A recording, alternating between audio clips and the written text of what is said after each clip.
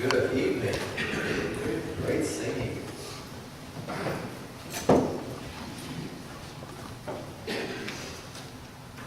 I wish I could tell you how much you mean to me, and how much you as a congregation have blessed me and my family. Look, you've done great things. You're doing great things here. Thank you. And keep that up. This Titus camp, Spencer Ross, thank you for your vision, your work in this. Corey, Tanya, they got to come up a week or two ago and be with the Kingfisher bunch, and they really encouraged us. Our members are speaking still about his lesson on Joseph, and just did a fantastic job. Really blessed us. His friendship, Spencer's friendship, and our brotherhood, we love that. We need that. You've blessed our family this week by blessing our son, who came last year. Mason was also here this year. And we're on this journey to get them to heaven. And you're helping us with that. We take this serious. If this wasn't helpful, we wouldn't be here. I promise you that. This is helpful. Thank you. Stay on in the race. Stay on course. Great to be with you tonight. You have an excellent series going. I know you've had great sermons. I just want to encourage you, maybe equip you a little bit more in building a strong family for God. And so I want to give you about 7 things that the family can do better for their children in order that we can get them to heaven. Turn your Bibles to Psalm chapter 112. Psalm chapter 112 tonight.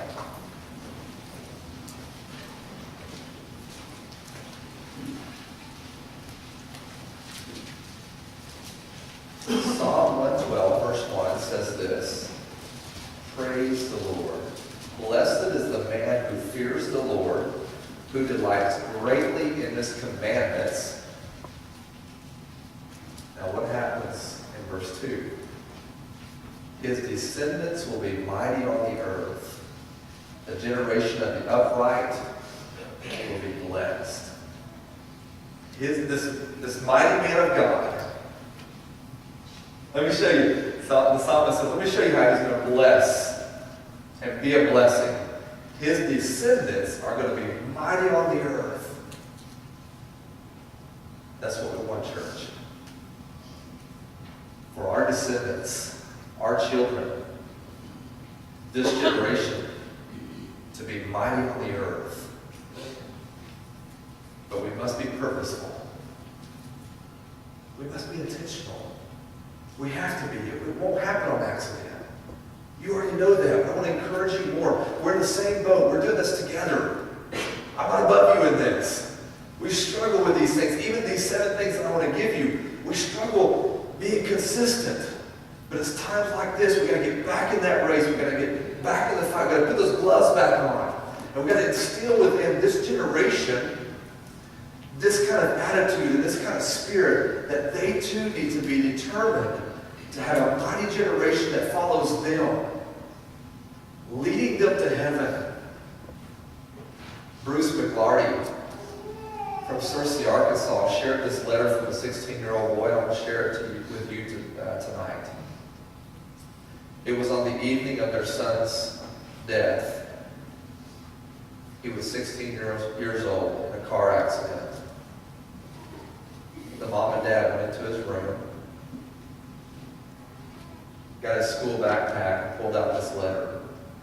This letter that he had written 2 weeks prior to his death.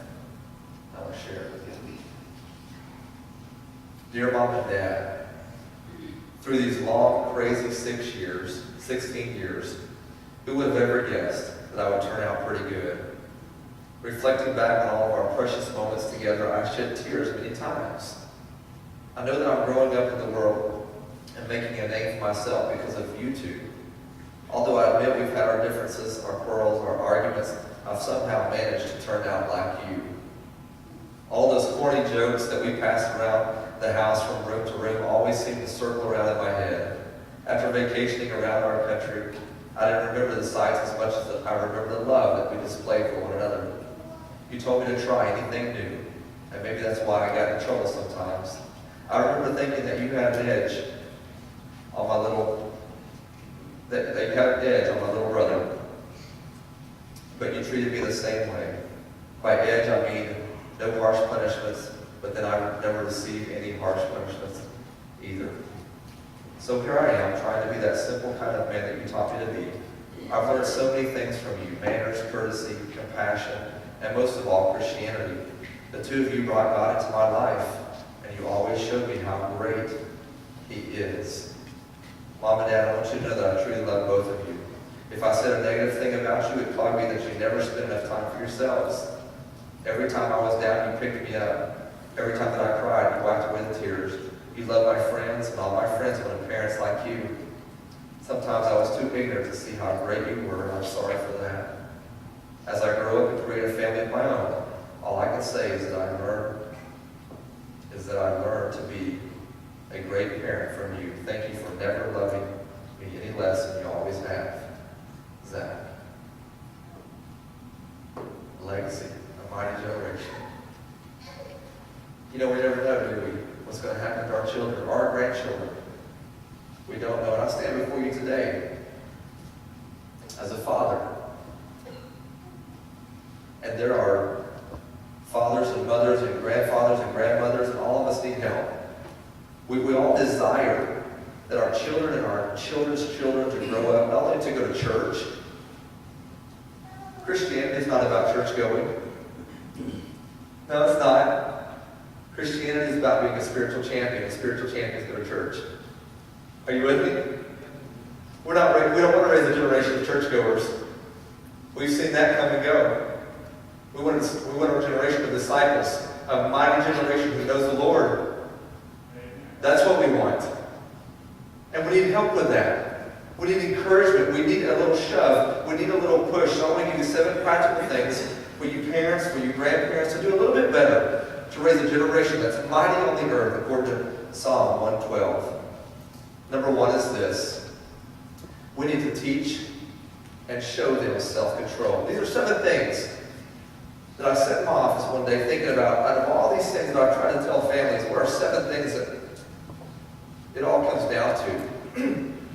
And so I made them very practical. And number 1 is that we show them and we teach them what self-control is really about. It's a fruit of the Spirit, isn't it? Galatians chapter 5. Sure is. It's that ability to say, you know, I am self-controlled. I am self-disciplined because I'm mastered by God. God calls the shots. You see, the mark of maturity is having the ability to say no. So much of the time, we're saying yes to every little desire that comes across our hearts. And it's so unhealthy. Delayed gratification, no doubt, is the need of our day, isn't it? Is that we train our children to delay gratification. And yet, if they're not seeing it in me, if they don't see grandma and grandpa, mom and dad, delay gratification, oh, maybe it's not that we shouldn't have it, but maybe we want to train ourselves to wait, to say no, maybe to say never. It's the idea of discipline. And the idea of discipline comes from discipleship. We discipline our children, and disciplining our children is not a spanking. Oh, I'm not anti-spankings. I'm pro spankings. That's in there. But discipline is discipleship. Training our young boys, training our daughters to be able to say no and yes to the hard things. I don't know if you guys have read that book yet, Do Hard Things. If you're 17, 18 years and below that, you have already read that book. Do Hard Things. Get the book, grandparents. Parents, get the book. Read it yourself. They need it. It's the idea of doing things that are out of your comfort zone, doing things that normal, everyday teenagers don't do, They've got to see it in us, though. They have to see me saying no to things. But it's a battle. Proverbs chapter 3, verses 11 through 12 says, "My son, do not despise the chastening of the Lord, or detest his correction. For whom the Lord loves, he corrects." Watch it. Just as the Father is the Son in whom he delights.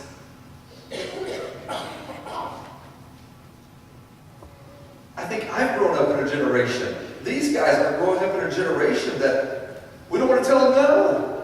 We don't want to hurt their feelings. We don't want them to lose. We don't want them to be last.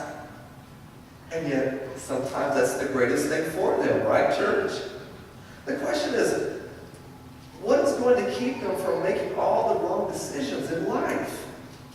And how will that boy, how will that little girl find the strength to decline peer pressure and Satan's offer day after day, moment after moment of instant gratification in exchange for reaching long-term goals? The idea of train up a child in the way he should go, Proverbs 22:6, is the idea of discipline. We have to show them and then mold them into that way, and that takes work. Proverbs 4, verses 10 through 13. Solomon would say, Hear, my son, and receive my sayings, and the years of your life will be many. I have taught you in the way of wisdom. That's discipline. Self-control. I have led you in the right paths. In other words, here's a father saying to his son, you've watched me do this. I've showed you how to do this.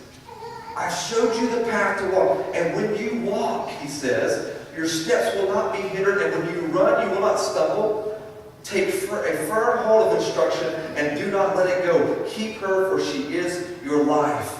We want them, we want our home, we want our children to live their lives, be able to live their lives without us, without needing anyone to exert pressure from the outside. We want children. And children want parents with firm, loving discipline from their parents. They want this. Children who live within clear rules and boundaries set by their parents are always happier, aren't they, than children who live without a clear set of expectations. I'll never forget having those 12 boys all those years, those 6 years or whatever it was, from Tiger Cubs all the way up to the Webelos. And they came to my house week after week in our garage. And these were kids that were, a few of them were totally out of control at home and at school. But they were great in Cub Scouts. They were great because we had boundaries and we had expectations, and they loved it. They excelled in it. But we had to show them. We had to show them what self-control was all about. But number 2, we're going to build strong families. We need to have meaningful meal times together. I'm talking about simple things tonight. As a matter of fact, I'm talking about things that I'm probably not going to say anything that you haven't heard tonight. But here's something that we've gotten away from. How many of us have regular meal times together every day? We're together at least for supper every day. And I don't mean eating out. I mean at home. At home where we can laugh and cry, maybe even argue a little bit, maybe even do some training around the table. This is an event that grown children bring up more than anything as older children. This is the event.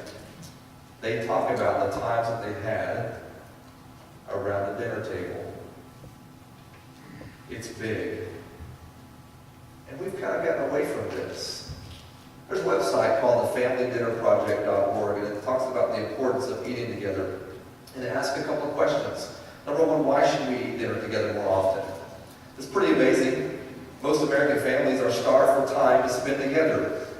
Dinner may be the only time of the day when they can reconnect, leaving behind our individual pursuits like playing video games, emailing, and doing homework. Dinner's a time to relax and recharge and laugh and tell stories and catch up on the day's ups and downs while developing a sense of who we are as a family. Why don't we do this as much? Because we're too busy. We're either too busy or we're too lazy, right? They may not ever say it. They crave it. To get around that dinner table for an hour or two every day and just reconnect with their family. Let's get back to it. The other question is, do family dinners have any scientific benefits? Pretty incredible. It says over the last 15 years, researchers have confirmed what parents have known for a long time. Sharing a family meal is good for the spirit, good for the brain, and the health of all family members. Recent studies link regular family dinners with many behaviors that parents pray for, like lower rates of substance abuse and teen pregnancy and depression, as well as higher grade point averages and self-esteem. I like to call that self-worth. Studies also indicate that dinner conversations a more potent vocabulary booster than reading, and the stories told around the kitchen table help children build resilience. The icing on the cake is that the regular family mealtimes also lower the rates of obesity and eating disorders in children and adolescents. What else can families do that take only about an hour a day and packs such a punch, the website says. May I suggest making it a family affair when you can. Start doing this. At the very least 3 or 4 times a week. Cut some things out of your schedule where you're at home together. It brings such peace to our lives when we're not always going and we're never together. Get everyone involved. Talk about your day. Ask each person to share something good. They need that. Talk about future plans. Talk about the vacation that you're planning. Share a truth from God's Word, dads.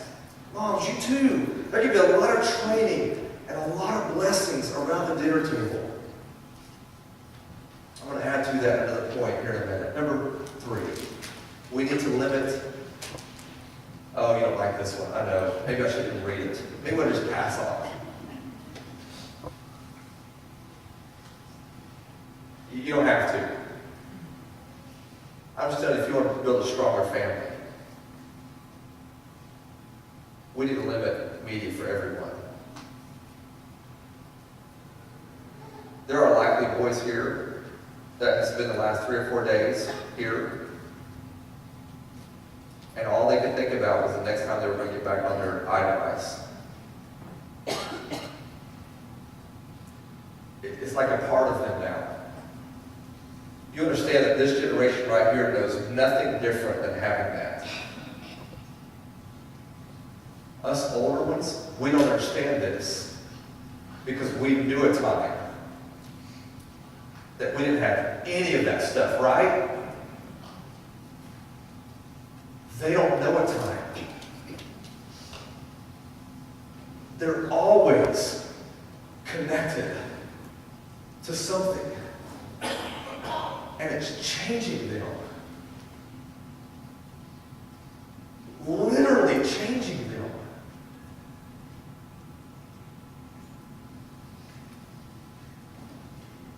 And year by year, it's getting worse. The studies continue to come out. There's so many studies on this. There's so much research on this. It's unbelievable. And the findings are that these guys right here, because we're fooling ourselves to act like we're not the average. These guys right here, these girls right here, our young people spend 11.5 hours a day connected to media in some form. You should put that to pencil and figure that out a little bit for the year. 11.5. Are you okay with that? Let me show you what this is. 1 Peter chapter 5, about verse 7, talks about Satan, your adversary, the devil, prowls around like a roaring lion, seeking whom he may devour. And boy, is he at work. He's at work big time. Do you remember back in May? Pretty sure it was May. that it came on the nightly news that the woman in the lion reserve had her window down, and the lions jumped in and ate her. Right when it came on, I said, Steph, looky here, I've been to this park. It was in South Africa. I looked it up on the internet, and sure enough, same lion reserve. I've been there. And the reason is because when they show videos of those lions, I said, I know those girls. Those lionesses. They stalked us in that thing. I've been in that park. They ripped the trim off of our car in there. And this girl's going to let her window down? The year before we got there, a guy got out of the van because Mufasa was over there by the fence. He wouldn't look at you. He didn't look at you. He wouldn't look at us. We yelled at him. We rolled it up. Hey! Roll it back up. Hey! Roll it back up. Big old man sitting over there, wouldn't ever look at us. The year before we got there, he gets out because he wants a picture of his face.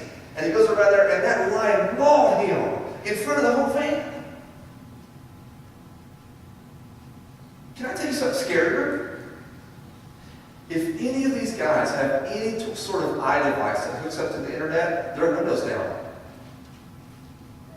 The window is down. It's a matter of time before the lion peeks in and says, oh, lunch. Because lions don't go after the spiritually strong as much as he goes after the weak and the young. We can avoid this, but if we continue down this path, we're just inviting him to live in our home. Folks, it's so dangerous, and we've got these devices, and it's almost as if our young people are carrying these little but powerful idols in their pocket wherever they go. And they have 24/7 access to the whole world. Every evil that's out there, they have access to it. And as Christians, we're okay with that. Technology is influencing your child. I just read a research today of 2,000 13 to 16-year-olds. And over half of them, over 50%, kind of on a daily or weekly basis, use their mobile device for mobile pornography. Over half. The numbers are just climbing. And not just boys, same with the girls. See, an idol is anything more important to you than God. And an idol is anything that absorbs your heart and your imagination more than God. Anything that you seek to give you what only God can provide, that's an idol. Or anything so central and essential to your life that should you lose it, your life would hardly be worth living. Does that sound like our tech devices? Should you lose it, your life would hardly be worth it. And you say, that's not a problem for us. Can I tell you that the researchers and the psychologists, and they all agree that parents are the weak link. We're the weak link in all this. You know why? Because we trust them. We trust them. They would never. Would you trust your 12-year-old to get in the car and drive downtown Dallas? Don't you trust her? You say, no, she's not ready for that. They're not ready for this. If they're not ready to drive a car downtown Dallas, how are they ready to carry an idol around in their pocket that connects them to Satan at any time of their lives? What about when they're weak? What about when they're depressed? What about when they're stressed? What about when they're lonely? They still have that with them. You know what's crazy? I get this millennial study, this email every single day of the current articles that come out for millennials, for these guys. And what's unbelievable is an article today, it just came across my phone today, because I was like, I wonder if I can find anything for tonight, and boom, it doesn't take long. Parents are now punishing their kids by making them watch television. Yeah, weird, isn't it? You know how that is. Because their favorite thing to do is be on a tablet. And so to punish them, we take away the tablet, and now you've got to watch television instead of watching whatever they want to watch on their tablet. And is that punishment? Hello? Is that punishment? Of course there's not punishment. That's ludicrous. That's crazy. To consider that punishment? That's where we are. That's where we are. Parents are the weak link. You say, not in our home.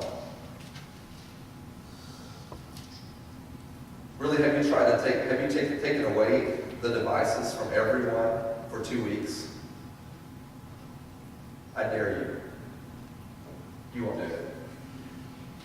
You'd be like cutting an arm off. Right? It's too difficult. You don't want to hear it that long. And now when we say it's not a problem in our home, because pornography, among this generation, pornography is as American pie. It's so natural. It's so a part of their lives now. I'm not necessarily saying these guys. I'm talking about this generation, though. We have to do better. Just down the road here, a couple of years ago, I made a statement. I'll go ahead and make it to you, and I want to read to you the Facebook message. It wasn't sent to me, but the Facebook message about my statement. I did a family seminar, and I just simply said this. If you have a 10 or 11 or 12-year-old son or daughter, doesn't matter, and you have to talk to them about the dangers of pornography and what sex is all about, if you've not done that, you're way behind the curve. They already know. So I made that statement down the road here. I went home that weekend, and the deacon that got me to come to do that family seminar, he's like texting me saying, Steve, pull up so-and-so on Facebook and look at her statement about what she said about what you said. I said, okay, well, I couldn't find her, so he just copied the thing and sent it to me. And here's what she said. So we had a speaker at our congregation this past weekend.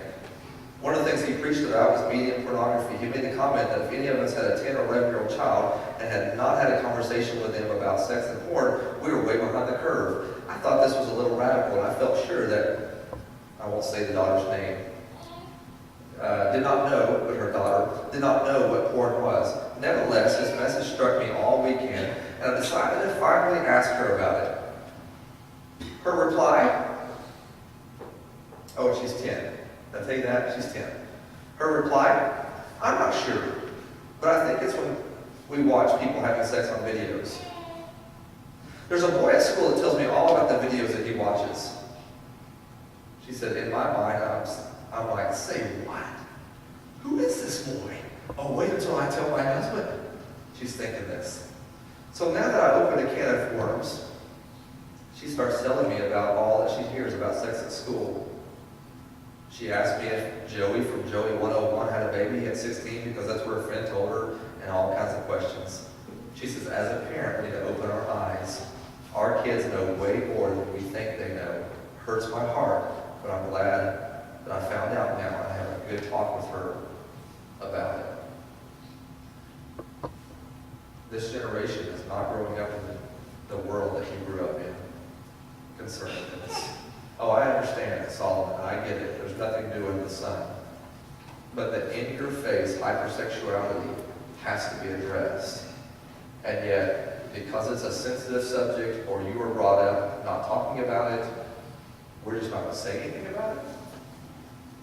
And yet their friends and Google will say anything about it. That's why Google has become a new parent. Because when they have a question, all they have to do is they'll just find out. And it'll give them websites and videos to tell them and show them things that you should warn them about and told them about already. Number 4. And we've kind of touched on this one. Number 4, we need more time. We just basically need more time with each other in church, with our families. Dads, moms, please listen. Make more time for your children. Satan will steal it. The world will take it away from you. Create opportunities to talk, to play, to cry, to laugh, to enjoy things, to go through things together, to work out problems. You know, there's an old saying, error increases with distance. This past January, we got to spend a weekend doing a marriage retreat with BJ and Trish Clark. BJ Clark, he's a preacher out in Memphis, a great preacher. And we spoke on this deal together, and that afternoon, we went bowling with each other. We all went bowling together. And we were talking about, man, if we could just stand up there right in front of those pins, we just knock them all over. You know what I'm saying? How frustrating it is to be that far back. Why is that? Because error increases with distance. The closer you get, the better it is. The further away you get. I had this discussion not too long with another brother. He didn't agree, but that's okay. I encourage every young husband that I know, don't you dare take a job away from home that takes you away from home. I know there's been generations before us that have had to do a lot of that. There are those in the service and things like that, but generally speaking, men, women too, we need to be at home. Our evenings need to be at home. Our Saturdays need to be at home. Our Sundays need to be at home. There are jobs out there, and can I tell you something? You say, yeah, but I have a special field. Can I tell you that every time, and I've watched this with my family and with so many other families, every time a father or a mother decides we're putting God first in every aspect of our family, it is unbelievable to me how many doors start opening out for them to be at home together. We need to be together. Together. They need us. Children spell love. T-I-M-E. That's just it. They do. You know, we give them all these game devices and all this stuff, and they just want us. They want you. The preacher Steve Higginbotham, he wrote years ago about being together with a bunch of good friends of his, and he was sitting in the office of a neurosurgeon, and he listened to him explain why the doctor left a thriving practice in a huge city to come to a much smaller hospital in the area of our country, he said. He said it was all because of a letter that he received. You see, he had been so busy with his job, he said he had literally not seen his little girl in 3 weeks. And then one night he came home from work and there was a letter by his bed from his 11-year-old daughter. And it was a letter that said, "Daddy, I miss you. I want more of your time." She acknowledged in the letter that her daddy had a very important job, but she said, "Daddy, doing the right thing is sometimes the hard thing to do." It was at this point that this successful brain surgeon decided he wanted to be a father first. And so he left his thriving practice and moved his family to South Central Kentucky. Church, we need to start spending our time doing eternal things with our children. Where we invest our time is where the heart of our children will be. Matthew chapter 6, verse 21 says, "For where your treasure is, there your heart will be also." So what do you treasure? Number 5. We need regular devotional time together. Bible study time. We can use this for our little ones to train them how to sit still and worship. Make it simple. Make it regular. We struggle with this. Cultivate this time. If you have teenagers, to share a sharing time. And yet there's so many parents, I just hear them, I can hear them thinking, oh, no, you're not getting my 15-year-old to participate, my 16-year-old to participate with us. How do you do that? It's the same way you get them to do their math homework. You expect it out of them, right? It's crazy how they'll get up on a Monday morning and go to school regardless. We make them do that. What about the eternal things?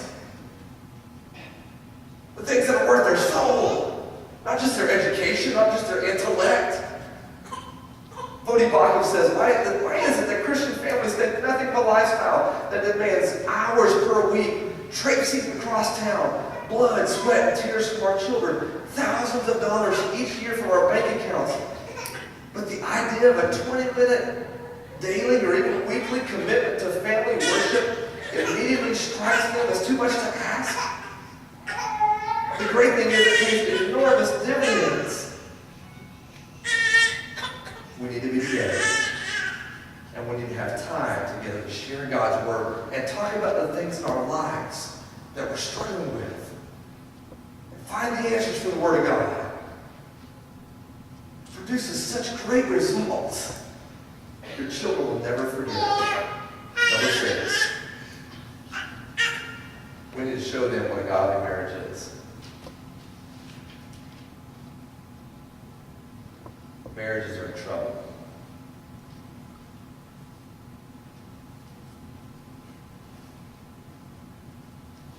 There are some marriages in this room that are in trouble. The children know. You say, we've never said a word. They know. They know. Don't they know? Of course they know. Get help. Who's going to show them? Their friends' parents? No, their friends' parents are divorced. They're on their second, third, fourth. Who's going to show them? Don't leave this up to the world. Don't leave it up to families in the church. You show them.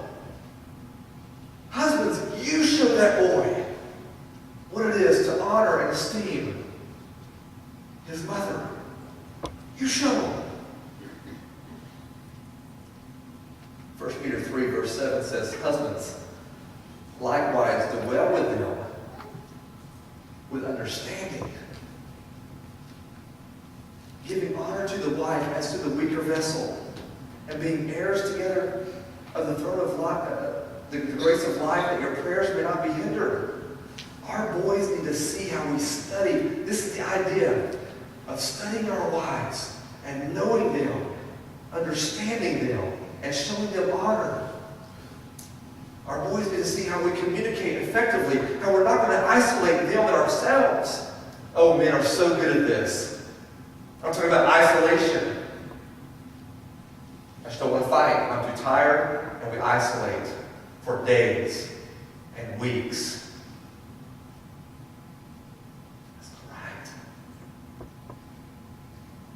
Boys going to do the same thing.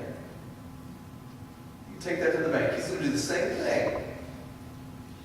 They need to see how we refuse to be unforgiving, how we show grace and mercy and patience in our home. Those boys need to see how we stay committed and how Daddy is striving for pure thoughts, pure eyes, and pure bodies. Blessed, Jesus would say, blessed are the pure in heart, for they shall see God. That boy needs to see that in us. It's their struggle. They need to see Dad conquering that and lifting their mother up with praise. But 1 Peter 3, 1 through 4 says, listen to it, wives, likewise be submissive to your own husbands, even that if some do not obey the word, they without a word may be won by the conduct of their wives. When they observe your chaste conduct accompanied by fear, do not let your adornment be merely outward, arranging the hair, wearing gold, putting on fine apparel. Let it be the hidden person of the heart, with incorruptible beauty of a gentle and quiet spirit, which is very precious in the sight of God. Your daughters need to see how mom respects her husband, talks good of him in front of her friends, supports his leadership, lives on his budget, refuses to gripe or complain, stays determined to gently solve conflict without trying to get him back for something. She needs to see that in you, mothers, wives. They need to see what a godly marriage is. Can I encourage you? Work on your marriage. Work on your marriage. Work on it tonight. You know what all this boils down to, don't you? It's just one thing.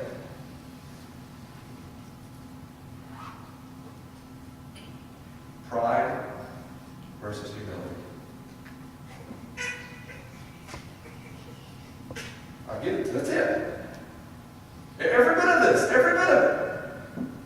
Am I going to pridefully stay the way I am? Or in humility be that soft clay and let God mold me and change me? Sometimes that hurts. That's the answer. If you're struggling with your marriage tonight, I'll tell you that's the answer. Because God can't work with a prideful man or a prideful woman. He just can't. He won't. He won't. Thank you for your patience. Number 7. As parents, as grandparents, we need to personify the idea of living sacrifice to our children. Romans 12, you've heard it all your lives, 1 through 2. I beseech you, therefore, brethren, by the mercies of God, that you present your bodies as a living sacrifice, wholly acceptable to God, which is your reasonable service. And do not be conformed to this world, but be transformed by the renewing of your mind, that you may prove what is good, acceptable, and perfect will of God. It's the idea, listen to me, the idea of living out a genuine, vibrant faith in front of our children. That we're not fans of Jesus, we're followers. Jesus said to his disciples, Matthew 16, verse 24, if anyone wishes to come after me, he must deny himself, take up his cross, and follow after me. Our children need to see that in us, that our Christianity is not about what we do on Wednesday nights and Sundays. It's all encompassing of who we are. Isn't that right, church? It's who we are. It's who we are. Everything else flows out of our Christianity. We don't add a little Christianity to a little bit of what we do. Everything flows out of our Christianity. It was a really cold winter. I was about 11 or 12. Canton, Oklahoma. One of these, believe it or not, we were having a blizzard. Well, from Derek, we were having a blizzard come through. It was crazy blowing snow out. And the doorbell rang. Where I grew up, we had a lot of native Indians. And this big Indian guy was standing at the door with short sleeves on. Dad, come in, let me. I'll stand over there with the little boy. They talk a little bit. He sits down on the couch, the guest does, and my dad goes back to the bedroom, which I run back there to follow him. Well, Dad, what are you doing? He said, he's cold. The man's cold, and I'm going to get him something to wear. I stood there while he came out of his closet, carrying, my dad loves sweater, carrying the sweater that we just bought him for Christmas. My brother and I both, no, Dad, no, give him anything else. Not the gift we gave him. Son, listen, it's the only thing that'll fit him. That impacted me. It's not about him.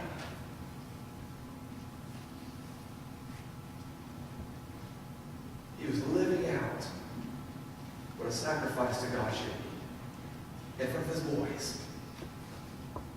Who cares about the sweater? All this junk you own, it comes and goes, man. But these children, they don't come and go. They need to be in heaven with us.